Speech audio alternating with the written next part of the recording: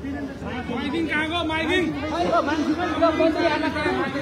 राष्ट्रिय स्वतन्त्र पार्टी जिन्दाबाद जिन्दाबाद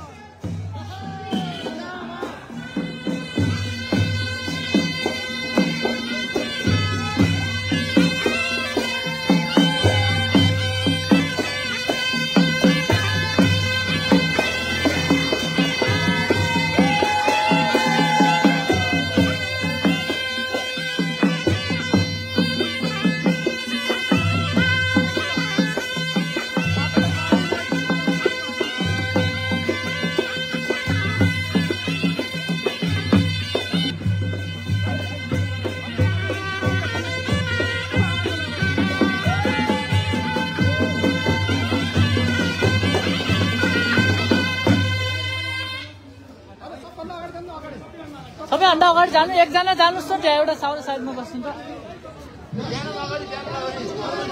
जिन्दाबाद जिन्दाबाद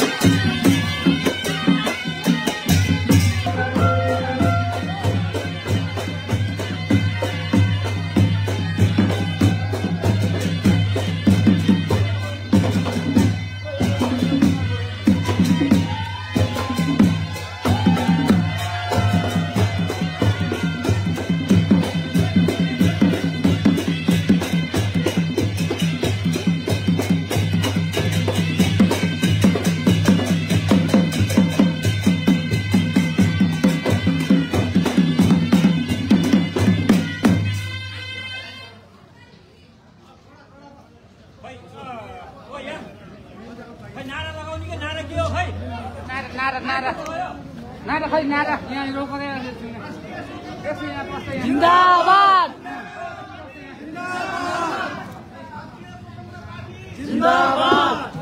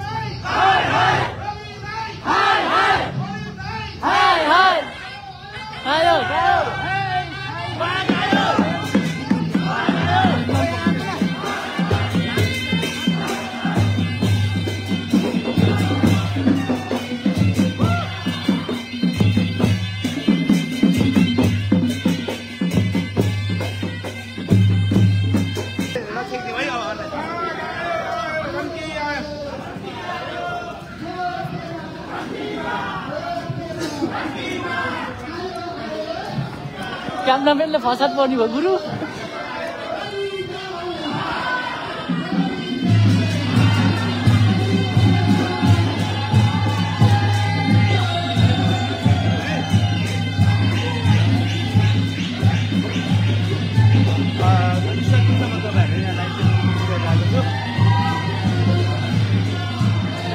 पछि ल्याली हुनेछ। मैले लाइभ अहिले यही अन्त्य गर्दै सबैजनाले लाइभ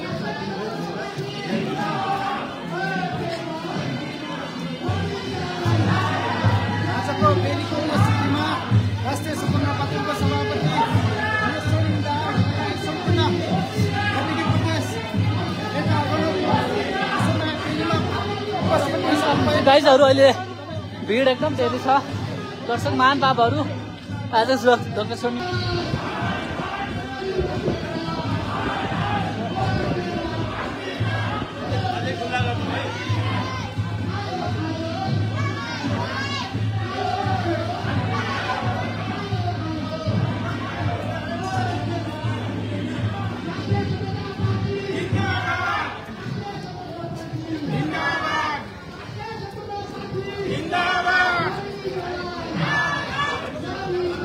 मात्र गरिएन, यहाँ नेपाललाई कसरी उन्नत बनाउन सकिन्छ भन्ने बारे मेरो दिमागमा खेलिरहेको थियो। धेरै कुराहरू तपाईहरुसँग हात मिलाउँदै नमस्कार गर्दै सडकहरुमा हिँड्दै गर्दाखेरि मेरो दिमागमा चाहिँ म्याग्दीका जस्तै सम्भावनाहरू अहिलेसम्म किन हामीले प्रस्फुटित गर्न सकेनौं, के बाधाहरू रहे, अवरोधहरू के हुन्, यसलाई कसरी हटाउन सकिन्छ भनेर दिमागमा खेलिरहेको थियो।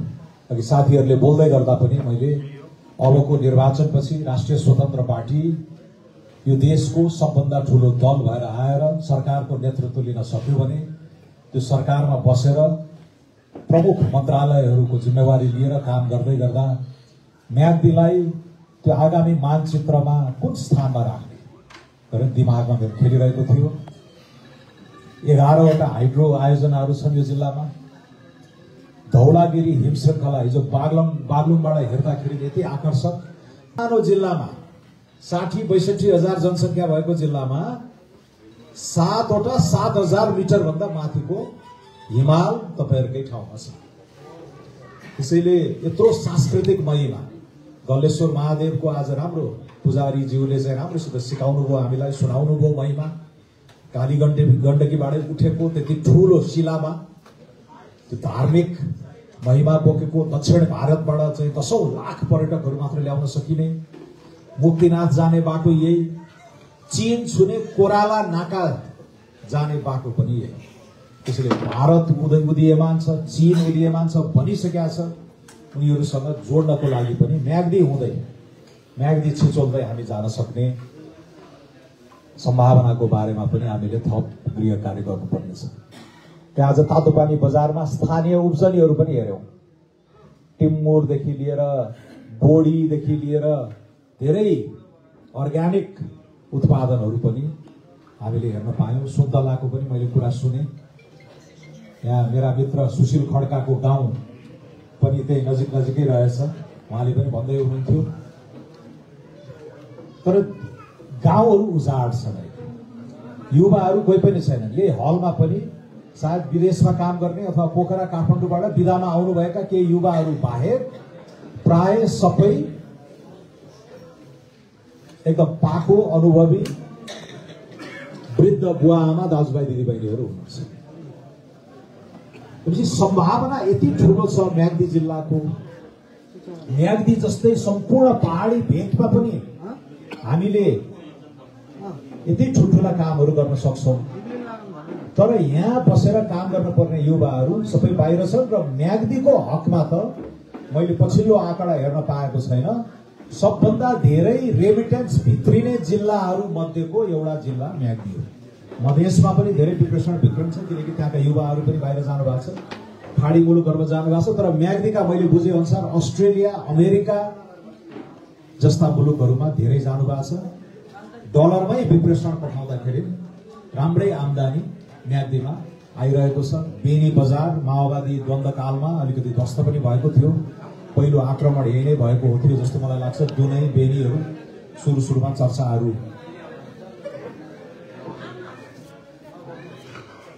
किन हल्ला खल्ला छ नि यसो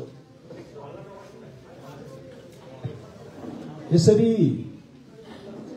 यत्रो सम्भावना भएको धार्मिक पर्यटनका कुराहरू,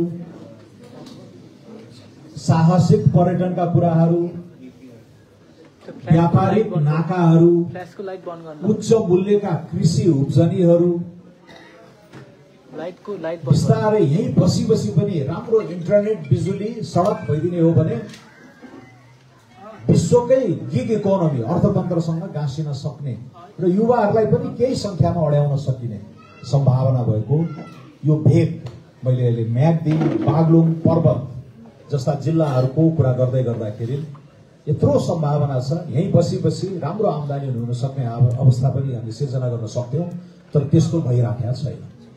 किन त भन्दाखेरि यो सबै नीतिहरूको मूल नीति भनेको राजनीति रहेछ। राजनीति संलो भएन भने, राजनीति स्वच्छ भएन भने यसले अरू नीतिहरूलाई पनि दूषित बनाउँदो रहेछ र अरू नीतिहरू पनि आफ्नो लयमा काम गर्न सकेनन् भने नतिजा आउँदो रहेछ। र आज त हात हातमा कम्प्युटर हो, यो फोन भनेको त कम्प्युटर हो। 1969 मा अमेरिकाले चन्द्रयान चाहिँ चन्द्रमामा पठायो।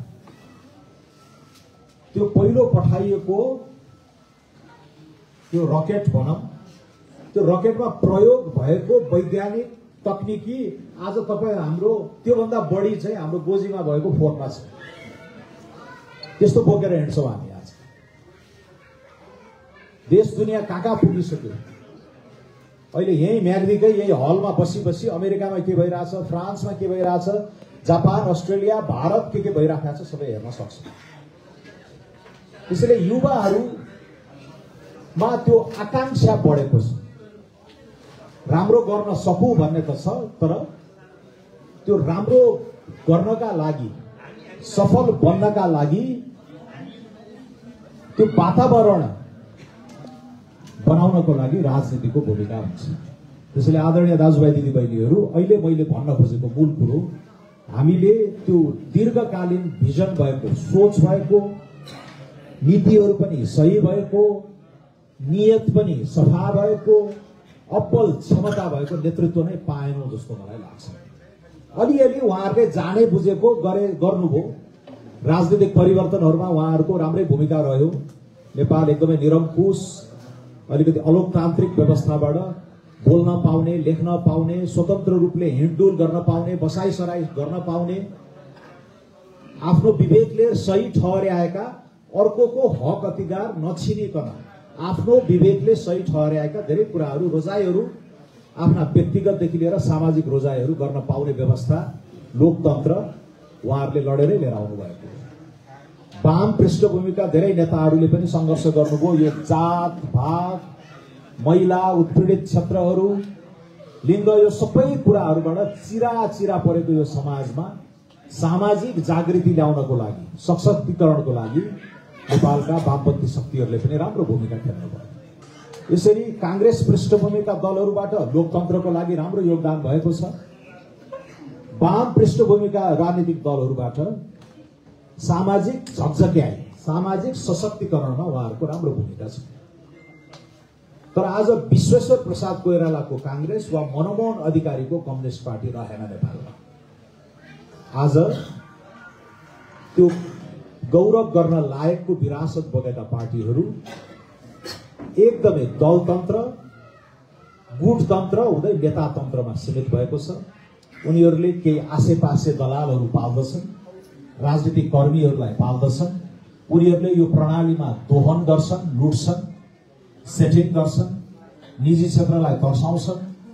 उनीहरूसँग मिलेर मिली भगत पुँजीवाद एउटा विकृत त्यो चलाउँछन् र त्योबाट जोगिनको लागि अर्थात् दण्डहीनता, आफू दण्डित हुन नपरोस् भनेर त्यो दण्डहीनतालाई जोगाउनको लागि उनीहरूले त्यो दण्ड दिने निकायहरूलाई कब्जा गरेका छन्।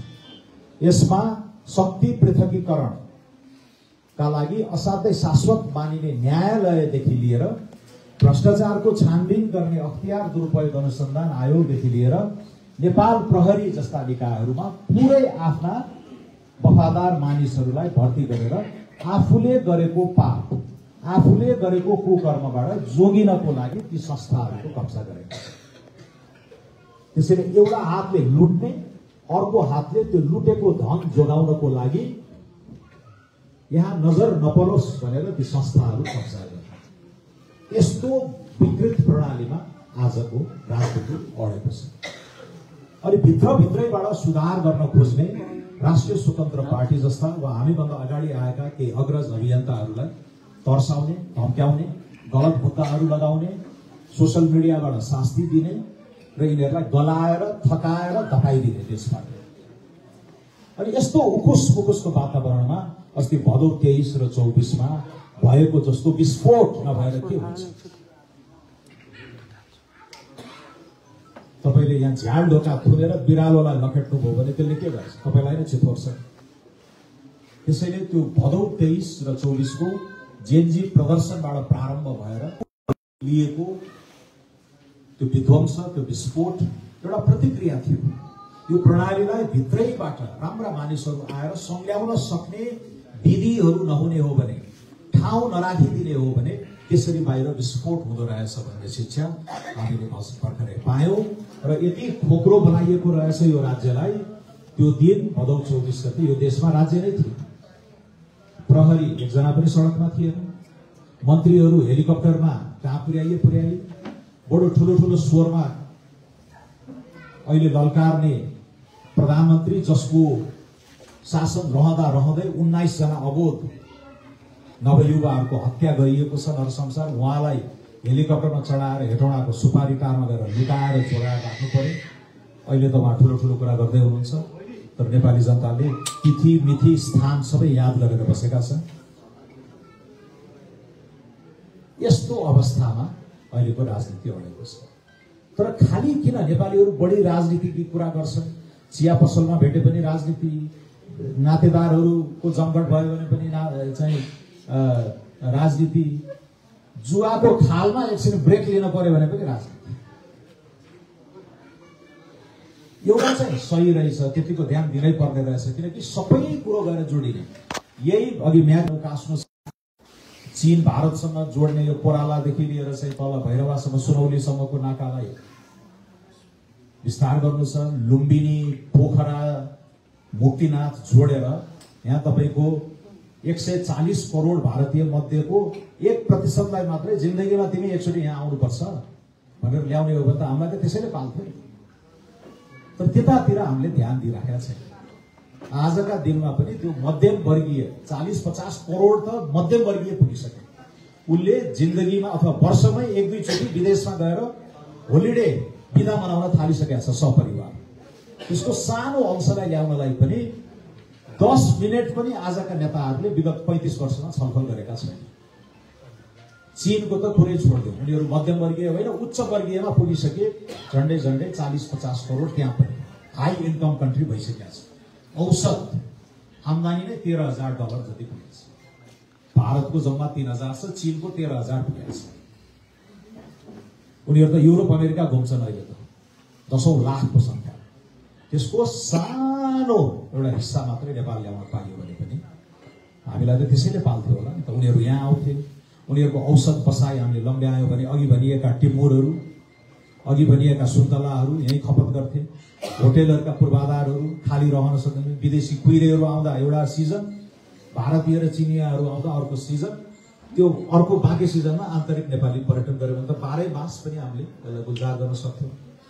हाइड्रो बनाउन त बनाइयो, साना साना हाइड्रोहरू 11वटा हाइड्रो यही छन्, यही जिल्लामा मात्रै। त्योसँग जोडेर साना साना इन्डस्ट्रिजहरू, उद्योगहरू, कटेरो उद्योगहरू हामीले यहाँ गर्न सक्थ्यौँ। विदेशबाट आयात गरिएको अहिले दाँत कोट्याउने सिन्कोदेखि लिएर महँगा टेलिभिजनसम्म जम्मै विदेशबाट ल्याउनुपर्छ। केही कुराहरू, सबै कुरा हामीले बनाउन सक्दैनौँ, सबै कुरामा हामी प्रतिस्पर्धी पनि हुँदैनौँ। तर यही अलिकति हल्का प्रोत्साहन दिएर उब्जनी गर्न सकिने वस्तुहरूको आयातको प्रतिस्थापन गर्न सकिन्छ। त्यसैले यी स्वच्छ ऊर्जा सहजीकरणले त्यो फरवर्ड लिङ्केज भनेको अगाडि पनि पछाडि पनि का उद्योगहरूलाई जोड्न सक्ने नीतिहरूको बारेमा विगत 35 वर्षमा यहाँका 10 मिनट पनि कुरा गरेका छन्। तर यिनीहरू तपाईँहरू समाचार सुन्नुहुन्छ, हरेक दिन बैठक बसेका छन्। के कुरा गर्दा हुन् यिनीहरू? हरेक दिन शीर्ष नेताको बैठक बस्नु। यो जेएनजी विस्फोट अगाडि आज फलानु नेताले फलानु नेतालाई भेट्यो, आज बालुवाटारमा सर्वदलीय बैठक बस्यो, आज फलानु ठालु नेताको घरमा अरू ठालुहरू भेला भएर गफ गरे। सधैँ सुनिन्छ समाचारमा। के गर्दा हुन् यिनीहरू भनेको? विपक्षीलाई कसरी पेल्ने, आफू सत्तामा कसरी टाँसी राख्ने, त्यो सत्तामा टाँसी राख्नको लागि पैसो चाहिन्छ, ठुल्ठुलो रकम पैसो कहाँबाट जो गर्ने, कुन मन्त्रालयमा कस्ता कस्ता ठेक्कापट्टा चलिरहेका छन्, कुन मन्त्रालयबाट ठुला ठुला नीतिगत कब्जाहरू गर्न सकिने, नीतिगत भ्रष्टाचार गर्न सकिन्छ त्यसको गर्ने, र त्यो सबैको सेटिङ मिलाउन सक्ने उपसचिवदेखि सहसचिवदेखि सहसचिवदेखि तिम्रो मान्छे मेरो मान्छे उसले पनि अलिअलि चुइएको कुरो भेट्छ। यसरी चाहिँ सेटिङ गर्नलाई मान्छेहरू गर्ने अनि यसलाई अवरोध दिन सक्ने नियामकीय निकायहरू होला। जस्तो वित्तीय क्षेत्रको कुरा आयो भने सेबोन भन्ने संस्था छ, टेलिकम सेक्टरको कुरा आयो त्यसलाई नियमन गर्नुपर्ने सेक्टर छ अर्को नेपाल टेलिकम अथोरिटी, हवाई उड्डयनको क्षेत्रलाई राम्रो स्वच्छ प्रतिस्पर्धा गराएर उपभोक्तालाई लाभ दिनुपर्छ भनेर बनाइएको नियामकीय निकाय छ सिभिल एभिएसन अथोरिटी। यस्ता यस्ता निकायहरू कब्जा गर्नु पर्यो। अनि त्यहाँ उसले त ठुला ठुला मालदार ठेक्कापट्टा हुन्छ, संवैधानिक निकायहरूले पनि धेरै हेर्दैन भनेपछि त्यहाँ आफ्नो मान्छे लगेर राख्ने र उसलाई त्यहाँ राख्नु अगाडि पछि उसले आफ्नो काम गर्छ, तर त्यो मान्छे त्यहाँ जाँदा पनि पैसो बुझाएर जान्छ। यस्तो विकृत प्रणालीले अनि त्यत्रा जलविद्युतका, डिजिटलाइजेसनका, पर्यटनका, कृषिका, सानातिना कल कारखाना यो सबै सम्भावनाहरूमा ध्यान दिएर बस्दैन। त्यसैले यो कुरा अब म्याग्दीवासीहरूले पनि बुझ्नु पर्यो। तपाईहरुलाई यो कोल्टो परेको जिल्ला आउनै यति टाढा, धेरै शीर्ष नेताहरू पनि नआउने जिल्ला के बुझ्या छन् र भनेर हेर्दा पनि हुन्छ। तर नेपाली जनताको सामूहिक विवेकले जहिले पनि सही उत्तर दिइरहेको छ। परेको बेलामा जागेको छ, उठेको छ।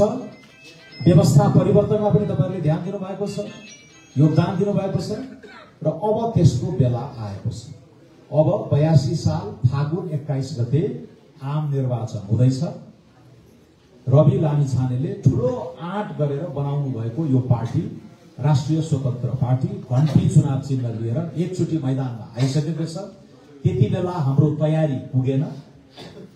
जम्मा 5 महिनामा 21 जना 20 जना सांसद जितायो। पछि म पनि थपिएँ उपनिर्वाचन पछि तनहुमा चुनाव जितेर गएर एउटा पार्टीको किल्ला बनिन्थ्यो। 74 जिल्लामा नेपाली कांग्रेस मासियो भने पनि एउटा जिल्लामा चाहिँ रहिरहन्छ है, तनहु जिल्लामा चाहिँ रहिरहन्छ। त्यस्तो किल्ला भनिएको ठाउँमा पनि जनता जागेपछि 35,000 मत दिएर राष्ट्रिय स्वतन्त्र पार्टीको उम्मेदवार म स्वर्णिम वाग्लेलाई त्यहाँका जनताले जिताइदिनु। तनहु हेर्दाखेरि पोखरा जाँदाखेरि त अहिले त अन्तर्राष्ट्रिय स्तरको राजमार्ग छ। त्यहाँ आबु खैरेनीदेखि अब पोखरासम्म त नेपालकै सबभन्दा राम्रो राजमार्ग बन्यो र मेरो निर्वाचन क्षेत्रमा त ठ्याक्कै अहिले सलल चाहिँ युरोप, अमेरिका, हङकङ, सिंगापुरमा देखा जस्तो सडक अहिले तनहु जिल्लामा छ। तर अलिकति 10 मिनेट उत्तर वा 10 मिनेट दक्षिण जानुभयो भने म्याग्दी जत्तिकै दुर्गम, म्याग्दी जत्तिकै विकट ठाउँ पनि त्यहाँ छ। तर त्यहाँका जनता पनि जागे। किन जागे? अलिअलि सोशल मिडिया, यो फोनमा देख्नुको, अलिअलि टेलिभिजनमा देख्नुको, अलिअलि आफ्ना छोरा छोरी, भाइ भतिजा, नाता गोताको कुरा पनि उहाँहरूले सुन्नु। अब यो कुरो कहाँ आयो त? यो म्याग्दी जिल्ला सबभन्दा धेरै बाहिर देश विदेश पठाउने युवा युवतीलाई तपाईहरु पढ्नुहुन्छ। उनीहरूले डिप्रेसन त पठाइराखेका छन्। अब उनीहरूले भनिराखेका होला राम्रा उम्मेदवारहरू आए भने, राम्रो पार्टी आयो भने अब तपाईहरुले पनि बाटो बदल्नुस् है। अब पुरानालाई त 35 वर्ष दियो अनि यो घण्टी पार्टी भन्ने पनि सुनिया छ, राम्रै हल्ला खल्ला छ। त्यसको नेतालाई धेरै नबोलोस् भनेर दुःख दिने नियतले जेलमा राखेको थियो रे। न्यायालयले अहिले जेल बाहिर राखेर पनि उनको न्यायिक निरूपण गर्न सकिन्छ। मुद्दा लड्नुपर्ने काम जेल बाहिर राखेर पनि गर्न सकिन्छ भनेर अस्ति रवि लामिछानेजीलाई न्याय दिएको छ। आज उहाँ चितवनबाट काठमाडौँ पनि जाँदै हुनुहुन्छ। भोलि मेरो उहाँसित भेट हुनेछ। भोलि साँझ नै हामी सम्माननीय प्रधानमन्त्रीसँग पनि बस्नेछौँ र यो मुलुकलाई निकास दिने गरेर हामी अगाडि बढ्दैछौँ। र अबको निकासको सुरुवात चाहिँ फागुन 21 गते। कसैले निर्वाचनबाट डराएर निर्वाचन हुँदैन, निर्वाचनमा भाग लिँदैनौ, कसरी सम्भव हुन्छ भनेर हाउगुजी सिर्जना गर्न पनि खोजेका छन्। तर जनताले निकास खोज्नु भएको छ। लामो समयको अन्योलताले शासन व्यवस्थालाई पनि हानि गर्छ, सेवा प्रवाहलाई पनि त्यसले बिगार्छ, अर्थतन्त्रमा पनि निर्णयहरू गर्न सकिँदैन, लगानीका निर्णयहरू गर्न सकिँदैन। अनिश्चयको वातावरणमा कुनै पनि अर्थतन्त्र कहिले पनि उँभो लाग्दैन। भनेपछि नेपाली जनताले 84 भनिरहेको कुरो अब 82 फागुनमा आउने भएको छ। त्यति बेला राष्ट्रिय स्वतन्त्र पार्टीले 165 वटै निर्वाचन क्षेत्रमा 101 काबिल उम्मेदवारहरू खडा गर्नेछ। हामीलाई आशा छ पछिल्लो संसदमा हामी जम्मा 21 सिट थियौं। 21 सिट हुँदा पनि त्यत्रो संसदमा चाहिँ हंगामा नै गर्न सकेका थियौं। तथ्य, तथ्याङ्क, तर्कको सहारा लिएर लोकतन्त्रको एउटा जीवन्त संस्था सार्वभौम संसदलाई कसरी जनताको पक्षमा काम गर्न सकिन्छ, गराउन सकिन्छ भनेर एउटा उदाहरण पेश गर्यो। तर त्यहाँ अरू हामी 21 जना बाहेक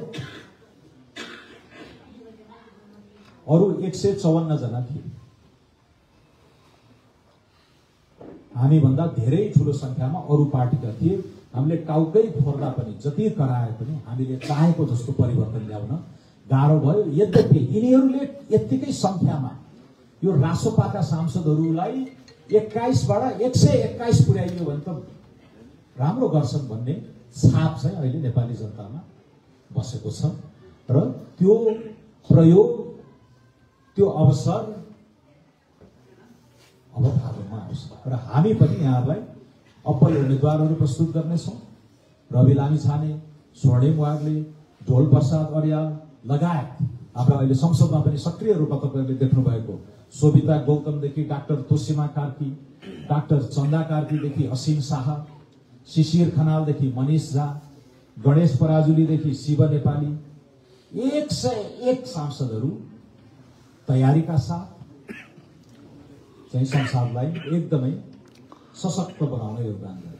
अहिले जेनजी भनेर सुन्नुहुन्छ। हाम्रो पार्टीले त जेनजी पुस्ताका 3 जना सांसदहरूलाई जिताएर संसदमा पुर्याएर परिपक्व बनाएर आज नेताकै रूपमा चुनावै लड्न सक्ने हैसियतको बनाइसकेको छ। नेपालकै सबभन्दा कान्छी सांसद निशा डाङ्गी 25 वर्षको हुनुहुन्थ्यो, उहाँ संसद छिराउनु रासोपाले लडेको जेनजी। आज अब सायद उहाँ पनि निर्वाचन लड्ने आँट गरेर चाहिँ मैदानमा आउनुहुन्छ। फेरि हाम्रो पार्टीको त्यो ठुलो ठालु नेताले गोजीबाट निकालेर ल फलानु क्षेत्रमा यो लड्छ, यसमा मेरो गुटको अलिअलि बिटो बुझाएको एउटा मान्छेलाई मैले बनाएँ भन्ने, अर्कोमा तिम्रो गुटको राख भनेर यसरी भागभण्डा गर्दैन हाम्रो पार्टी। स्वच्छ प्रतिस्पर्धाबाट उसको नेतृत्व क्षमता के छ, उसले पार्टी वा राष्ट्रिय जीवनमा के कस्तो योगदान पुर्याएको छ र ऊ पार्टीका कार्यकर्तामा कतिको लोकप्रिय छ, कतिको भरोसा जगाउन सकेको छ, यी कुराहरूको समग्र मूल्याङ्कन गर्दै 5 नम्बर हामीले समावेशितालाई पनि राखेका छौँ। यही म्याग्दीबाट एकजना मगर जातिको जनजाति पृष्ठभूमिको पुरुष कोही आउनुभयो भने उहाँले 2 नम्बर पाउनुहुन्छ। महिला आइदिनु भयो भने 4 नम्बर पाउनुहुन्छ। र मगर महिला अझ अपाङ्ग पनि हुनुहुँदो रहेछ भने 5 मा 5 नम्बर पाउने हुनुहुन्छ। यसरी समावेशिताको पनि उन्नत अभ्यास गरेर, किनकि हामी सबै बराबर छैनौँ, हामी समानता होइन समतामूलक सामाजिक विकासको पक्षमा भएको हुनाले यसरी हामीले सकारात्मक विभेद गर्नै पर्छ गर्नुपर्ने ठाउँमा भनेर त्यसको नीति पनि अहिले कार्यान्वयनमै लगिसकेको छ। रूपन्देहीको उपनिर्वाचनमा हामीले उम्मेदवार छान्दाखेरि त्यहाँ पुरुष खस आर्यबाट उम्मेदवार हुनुभएकाहरूले कति नम्बर पाउनुभयो समावेशितामा? 0 मधेसी मूलका, थारू मूलका, जनजाति मूलकाहरूले पुरुषहरूले 2 पाउनुभयो, महिलाले 4 मा 4 पाउनु। यसरी चाहिँ हामीले कसरी हुन्छ एकैचोटि यो राजनीतिक खुलापनलाई पनि फाइदा लिने र यो सामाजिक सशक्तिकरण को एजेन्डा जहाँसम्म आएका छौँ त्यसमा पनि इटा थप्ने गरेर अगाडि जानु पर्यो। तर बाँकी रहेको नेपालको मूल कर्म भनेको अब देशलाई धनी बनाउनु पर्यो। नत्र त्यसरी नै युवाहरू बाहिरको बाहिरै त्यस्तो दिन आउनेछ जुन दिन नेपालभित्र बसेका नेपालीहरू भन्दा नेपाल बाहिर विदेशमा बसेका नेपाली मूलका नेपालीहरू चाहिँ बढी हुनेछ। केही उदाहरणहरू भइसके विश्वमा र अफसोसका साथ त्यो दिन यदि देशभित्र हामीले यो 4 किल्लाभित्र सुधारेनौँ भने त्यस्तो अवस्था आउने नै छ।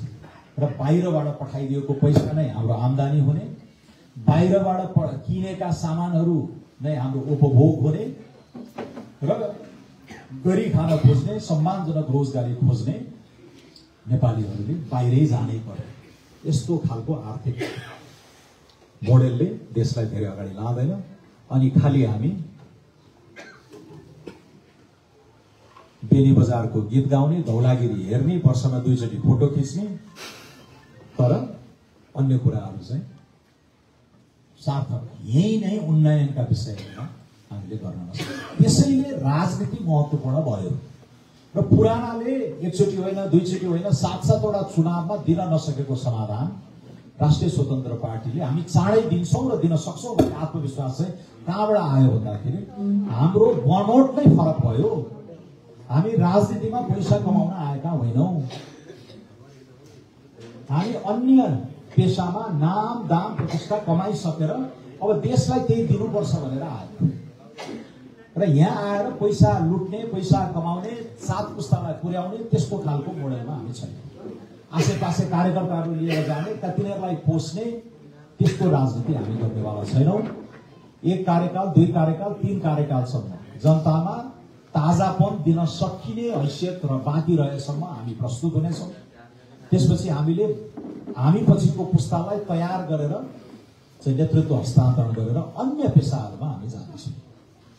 त्यसैले यो राजनीति गर्ने शैली नै फरक। राजनीति जुन भनेर बुझिन्छ नि, विद्यार्थी कालमा कलेजमा ढुङ्गा हान्नै पर्ने, फर्काउनै पर्ने, अखिल नेविसङ्घ भनेर हाहा र हुहु गर्नै पर्ने, अनि एउटा नेताको दौरा समाएर बुट गर्दै गर्दै गर्दै खुड्किलो चढ्दै जानुपर्ने, अनि 20-25 वर्षसम्म आफ्नो पालो नामजेल दलाली गरेर जिउनु पर्ने।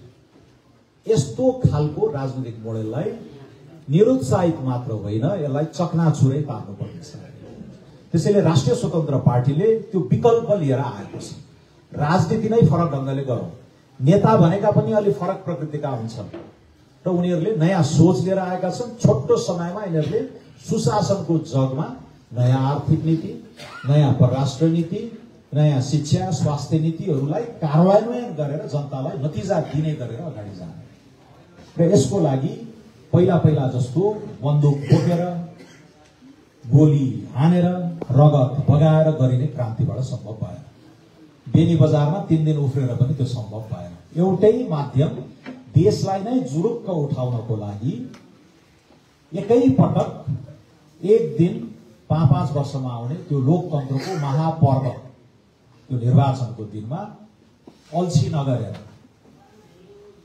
जनताहरू लाइन लागेर आफ्नो हक अधिकार, मताधिकारको अभ्यास गरेर झ्याम घन्टीमा छाप हाने भने बल्ल हामीले चाहेको संख्यामा त्यो मतको आधारमा समानुपातिक र प्रत्यक्षतर्फ अघि मैले भने 140 जति सांसद हामीले जिताउन सक्यौं भने हामीले चाहेको जस्तो ऐन बनाउन सक्छौं। नचाहिएका ऐनहरू एउटै हस्ताक्षरले खारेज पनि गर्न सक्छौं। यो देशमा सुशासन कायम गर्नको लागि सार्वजनिक खरिददेखि लिएर शिक्षा, स्वास्थ्यदेखि लिएर अर्थतन्त्रसँग नै सम्बन्धित करिब 40-42 वटा ऐनहरू पुराना रहेछन्। तिनीहरूले गरी खान्छु भन्ने आम नेपालीलाई न्याकिरहेको छ, सताइरहेको छ, काम गर्नै दिँदैन। एउटा फाइल घुमाएर 10 ठाउँमा घुस पाएर नेताको भनसुन गराएर लिनुपर्छ काम। सानो कोठामै बसी म्याग्दी बेनीमा बसी 15 मिनटमा कम्पनी दर्ता गर्न किन सकिँदैन?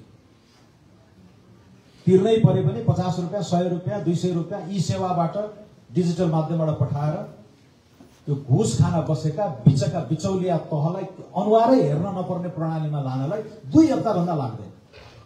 तर गर्दैन, किनकि यिनीहरूका आसेपासेहरू पालिने नै त्यही मोडेलबाट हो।